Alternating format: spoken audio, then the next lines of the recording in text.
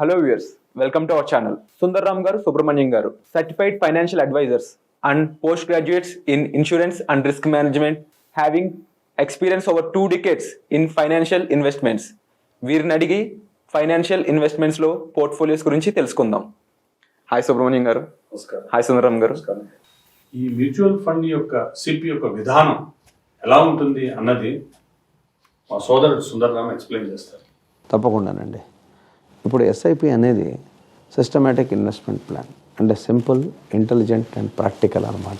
ఇప్పుడు జనరల్గా ఎలా ఉంటుందంటే, ఇప్పుడు మీ దగ్గర సపోజ్ ఒక 5,000 రూపాయలు ఉన్నాయనుకోండి, మీరు వెళ్ళి ఒక 25-30 టాప్ షేర్స్లో మీరు కొనుక్కుందాం అనుకున్నారు అనుకోండి, అది సాధ్యపడుతుందా? పడదు.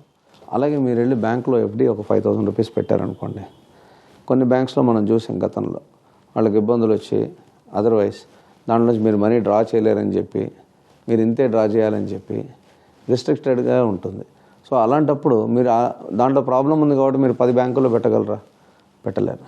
సో మీ 5,000 రూపీస్ 10,000 రూపీస్ మీరు ఎంతైతే మంత్లీ పెడదాం అనుకుంటున్నారు అవి దీంట్లో పెట్టచ్చండి. ఎస్ఐపి ద్వారా మీరు ఇన్వెస్ట్ చేయొచ్చు. డిఫరెంట్ కంపెనీస్లోకి వెళ్తాయి, డిఫరెంట్ సెక్టార్స్లోకి వెళ్తాయి. దానివల్ల అడ్వాంటేజ్ ఏముంటుందంటే ఎస్ఐపిస్లో మీకు డైవర్సిఫికేషన్ ఉంటుందండి. మెయిన్గా డైవర్సిఫికేషన్ అంటే ఎలా ఉంటుందంటే, ఇప్పుడు మనం పెట్టే అమౌంట్లో, మనం చేసే ఇన్వెస్ట్మెంట్లో కొంత పార్ట్ మీకు ఫార్మా సెక్టార్కి వెళ్తుంది, కొంత పార్ట్ మీకు బ్యాంకింగ్ సెక్టార్కి వెళ్తుంది, కొంత పార్ట్ మీకు కమాడిటీస్కి వెళ్తుంది, కొంత పార్ట్ మీకు స్టీల్కి వెళ్తుంది, కొంత పార్ట్ మీకు సిమెంట్కి వెళ్తుంది.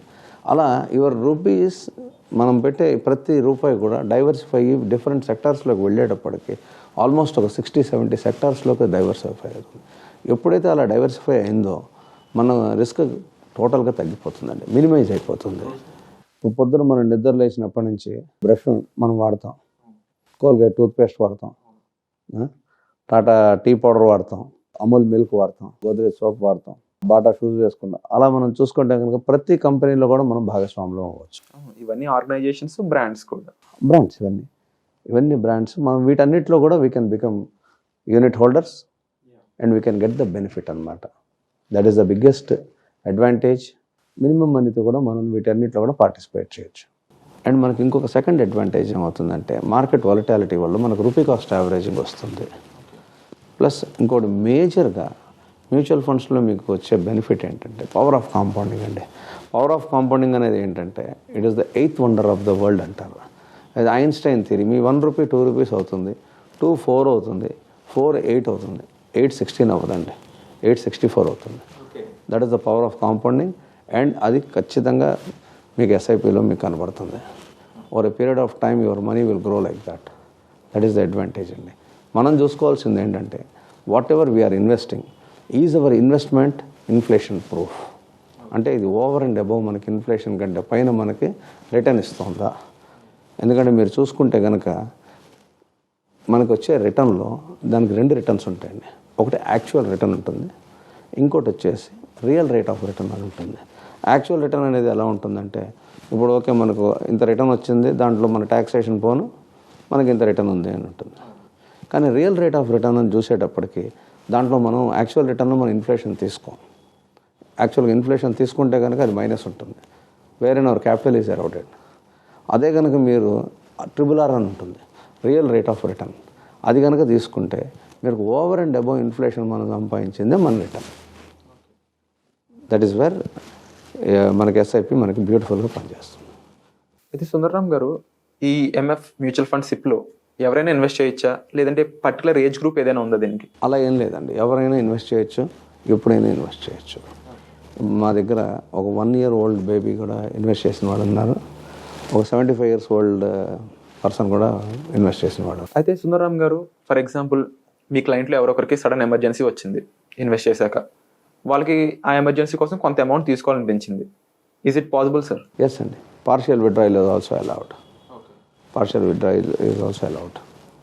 అయితే సుందర్రామ్ గారు, ఈ మ్యూచువల్ ఫండ్ సిప్ అనేది చాలా బెటర్ అనిపిస్తుంది. అలాగే మనం ఈ ప్రాసెస్ గురించి ఇంకొంచెం మాకు ఎక్స్ప్లెయిన్ చేస్తారా? తప్పకుండానండి. ఇదంతా కూడా వెరీ సింపుల్, కన్వీనియంట్, ఫ్లెక్సిబుల్ అండి. ఎలా అంటే ఇప్పుడు ప్రతిదీ ఎలా అయితే ఆన్లైన్ ఉందో ఇది కూడా ఆన్లైన్ అండి. ఇప్పుడు మనం ఒక 4 కంపెనీస్కి వెళ్ళాలంటే ప్రతి కంపెనీకి మనం చుట్టూ తిరగాల్సిన అవసరం లేదు. ఆన్లైన్ ప్లాట్ఫామ్ ఉంటుంది, very convenient and customer friendly, user friendly. చాలా కన్వీనియంట్గా ఉంటుంది, మన మొబైల్లోనే మనకు ఉంటుంది, and it is very very convenient. Great sir. And యాడ్స్లో కూడా చూస్తుంటాం, సెలబ్రిటీ వచ్చి చెప్తుంటారు మ్యూచువల్ ఫండ్ సిప్ సహీ హై అని, అండ్ చాయ్ కా సిప్ భీ సహీ హై और మ్యూచువల్ ఫండ్స్ సహీ హై. వెరీ కరెక్ట్ అండి. ఇప్పుడు మీరు సచిన్ చెప్పినా, ధోని చెప్పినా, ఎవరు చెప్పినా కూడా mutual fund Sahih high. Subrahmanyam గారు, చూస్తున్న వాళ్ళకి కూడా ఇప్పుడు ఇన్వెస్ట్ చేయాలని కన్ఫర్మ్గా ఉంటుంది ఖచ్చితంగా, అందులో మ్యూచువల్ ఫండ్స్లో కూడా. ఎందుకంటే ఈ డైవర్సిఫికేషన్లో మనం ఎక్కువ వాటిలో ఇన్వెస్ట్ చేయొచ్చు, రిస్క్ తక్కువ ఉంటుంది. అవునండి. సో ఈ ప్రాసెస్ మాకు కొంచెం క్లిష్టతరంగా ఉంటుంది, మాకు మెయిన్గా ఫిగర్ అవుట్ చేయలేం. ఖచ్చితంగా దీనికి ఒక ఎగ్జాంపుల్ కూడా చెప్పాలని ఉంది నాకు. మనం బాడీ ఫిజికల్గా ఫిట్గా మెయింటైన్ చేయాలంటే ఒక జిమ్ ట్రైనర్ ఎలాగో, మన లైఫ్లో ఫైనాన్షియల్గా ఫిట్గా ఉండాలంటే కంపల్సరీ ఒక ఫైనాన్షియల్ ట్రైనర్ కూడా ఉండాలి. Very correct. మీ ద్వారా నేను ప్రేక్షకులకి కోరేది ఏంటంటే అండి, choose one good financial advisor. Yes, financial advisor is a must. అయితే సార్ ఈ ప్రాసెస్ కోసం మిమ్మల్ని ఎలా కన్సల్ట్ చేయొచ్చు సార్? మిమ్మల్ని అసలు కన్సల్ట్ చేయొచ్చు, ఎందుకంటే బిజీ పర్సన్స్ ఇద్దరు కూడా. తప్పకుండా చేయొచ్చు. చాలా థ్యాంక్ యూ సార్, దీని గురించి మాకు క్లియర్ ఇన్ఫర్మేషన్ ఇచ్చినందుకు.